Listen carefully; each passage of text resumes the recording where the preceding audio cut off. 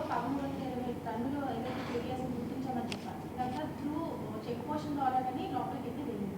So దీనికి సంబంధించిన అధికారుల మీద ఎటువంటి చర్యలు తీసుకుంటారు? అలాగే పీడీ యాక్ట్ ఏమైనా మీకు వర్తిస్తుంది? ఆల్రెడీ ఐడెంటిఫై చేసామమ్మా ఎవరెవరు దాంట్లో ఇన్వాల్వ్ అయ్యారనే దాని గురించి కూడా. Will get back after we file the cases and then get back with the details.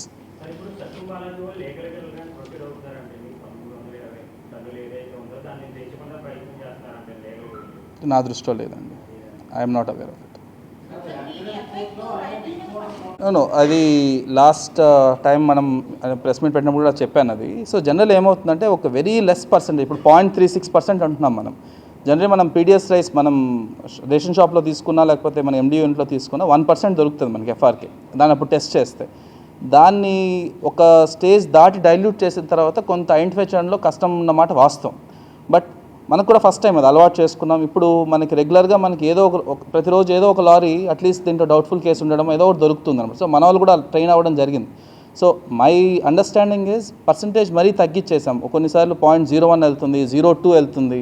So ఆ పర్సంటేజ్ వచ్చినప్పుడు ఒకసారి దొరకట్లేదు. అది వెళ్ళిన తర్వాత మళ్ళీ మనకి ఏదో ఇన్ఫర్మేషన్ వచ్చి ఇంకొక బ్యాగ్స్ చెక్ చేసి లేకపోతే ఇంకొంచెం లోతుగా వెరిఫై చేసినప్పుడు మాత్రమే దొరుకుతుంది. సో అక్కడ ఇష్యూ వస్తూ ఉంది. Apart from that there is no other issue.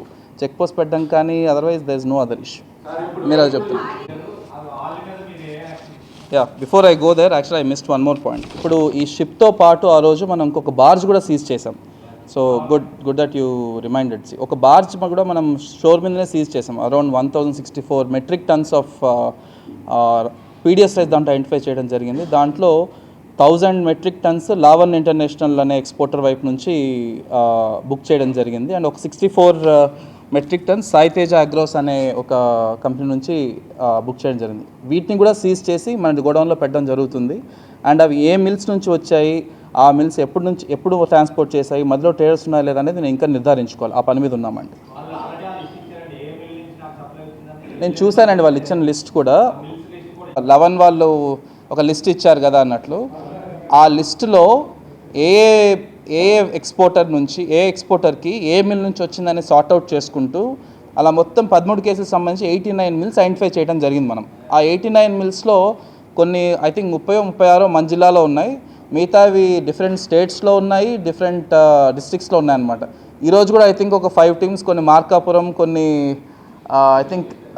I think other ప్లేస్లో ఉన్నాయి. ఐ థింక్ ఎస్పీ గారు will give a better brief about it. Okay, June July మంత్స్లో కట్టిన 13 కేసులో ఇన్వెస్టిగేషన్లో ఆల్మోస్ట్ మనం దాదాపు 137 అంటే 137 మిల్లర్స్ని ఐడెంటిఫై చేశాము. దాంట్లో 89 belong to Andhra Pradesh. 89 I understand మీరు అన్న పాయింట్. దాంట్లో మేబీ కొంత ముందు బయలుదేరిస్తే కొంత లేట్ అవుతుందేమో ఈ ప్రాసెస్ వల్ల. బట్ దానికన్నా more important is public distribution సిస్టంలో మనం నిజాయితీగా పేదలకు ఇవ్వాల్సిన రైస్ బయటకు వెళ్తుందంటే నాకు అది మోర్ ఇంపార్టెంట్ కదా, రాదర్ దాన్ ఈ 28 people. So we will go as per the law. We can seize the stock. We are seizing the stock today and unload చేయించిన తర్వాత నెక్స్ట్ కోర్స్ ఆఫ్ యాక్షన్ చెప్తాం. సో సీఎం గారు అనేది కూడా అదే, ఒక పోర్ట్ నుంచి డ్రగ్స్ లేకపోతే ఇంకోటి ఏదో బయటికి వెళ్తే ఎంత డ్యామేజ్ జరుగుతుందో అలాగా మన దేశంలో మన రాష్ట్రంలో పేదలు తినాల్సిన బియ్యాన్ని మనం ఈ పోర్ట్ నుంచి ఎగుమతి చేసుకుంటున్నారు దేశవ్యాప్తంగా అనేది ఐ థింక్ అది మీరు ఇమేజ్ అనుకుంటున్నారు. నాకు తెలిసి అది it's a very bad name. అలాంటివి మనం ఆపగలుగుతున్నాం. I think we have improved the image of the port. మనం చేస్తే నిజాయితీగా చేస్తాం, లేకపోతే చేయం అన్న ఇమేజ్ పెంచామనేది నా ఒపీనియన్.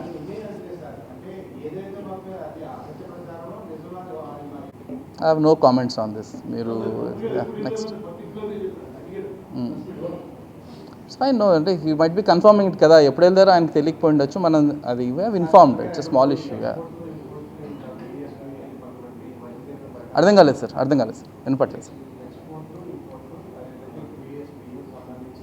నుంచి మనం అటెంప్ట్ చేసింది ఈ మొత్తం ప్రాబ్లంలో సగం సొల్యూషన్ కూడా కాదు, మేబీ ఒక 1/4 ఆఫ్ ద సొల్యూషన్ అంతే. Major action has to be taken. మీరు అన్నట్లు ఫీల్డ్ మీద చేయాలి. యాక్చువల్లీ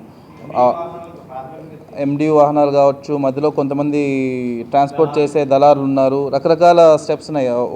అది మొన్న కలెక్టర్స్ కాన్ఫరెన్స్లో కూడా దాని గురించే యూ వుడ్ హ్యావ్ సీన్ కదండి. సో స్పెసిఫిక్గా సీఎం గారి వైపు నుంచి, డిప్యూటీ సీఎం గారి వైపు నుంచి దాని గురించి ఒక యాక్షన్ ప్లాన్ ఒకటి తయారు చేసుకొని we are also waiting for that. అది వచ్చిన తర్వాత అసలు ఎండియూ వాహనాలను దీన్ని ఎలా అరికట్టాలి, తర్వాత ఇన్ఫ్యాక్ట్ అసలు అక్కడ నుంచి మధ్యలో వచ్చే ట్రేడర్స్ ఎలా గుర్తించాలి అనే దాని గురించి ఒక స్టేట్ వైడ్ ఒక పాలసీ డెసిషన్ తీసుకోవాల్సింది. మన దగ్గర ఒకటే కాదు, it is across the state. మీకు తెలుసు, నేను ముందు జిల్లాలో పనిచేసిన చోట కూడా ఉన్నింది ఇష్యూ ఇది.